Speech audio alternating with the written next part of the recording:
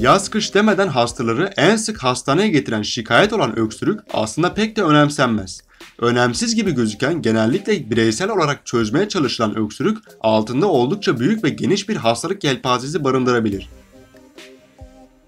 Hayatımızı aniden zorlaştırabilen öksürük aslında solunum yollarını temizlemeyi amaçlayan bir reflekstir. Ancak oldukça rahatsız edici olabilir.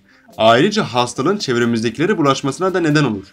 Çünkü bir öksürükle çevremize 1,5 litre kadar hava püskürtürüz. Püskürttüğümüz bu havada 3000 adet tükürük damlacığı bulunabilir. Bu damlacıklar içlerindeki bakteri, virüsler ve diğer yabancı etmenlerle birlikte saatte 80 kilometreye kadar çıkan bir hızla çevremize yayılır. Böylece yayılan bakteri, virüsle veya diğer yabancı etmenler hastalığı çevremizdekileri taşımaya yardımcı olabilir. Ayrıca bu videoda bilinmesi gereken birkaç öksürük tipini de sizlerle paylaşmak istiyorum. Akut yani 3 haftadan kısa süren öksürük genellikle üst ya da alt solunum yolu enfeksiyonlarından kaynaklanır. Akut öksürük, grip, soğuk algınlığı, farenjit, bahar alerjisi, bronşit, zatüre, boğmaca hastalığı, tahriş edici madde solumak, akut, sinüzit sebepleriyle ortaya çıkabilir.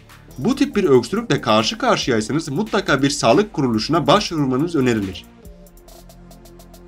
Kronik öksürük 8 haftadan uzun süren ve nedeni bilinmeyen öksürük olarak bilinmektedir.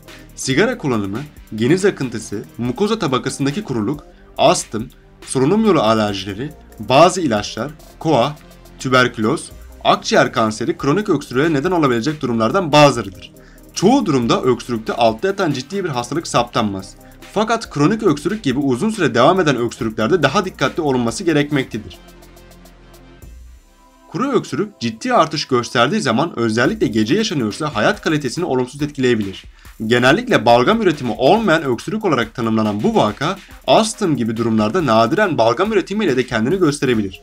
Kuru öksürükle birlikte göğüste ağrı, yanma ve yutma güçlüğü gibi belirtileri de vardır.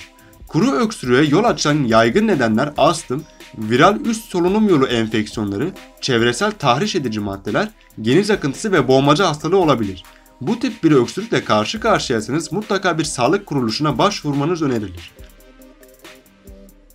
Soğuk algınlığı ve gripin neden olabileceği balgamlı öksürük, balgam üretimi görülen öksürük olarak tanımlanır. Boğazda bir şey sıkışmış gibi bir hisse neden olur. Balgamlı öksürüğe neden olan diğer etmenler bronşit ve zatüre olabilir. Bu tip bir öksürükle karşı karşıyaysanız mutlaka bir sağlık kuruluşuna başvurmanız gerekir. Uzun süren şiddetli öksürük çoğu zaman vücudunuzu bitkin düşürebilir. Böylece günlük rutininizi bozabilir.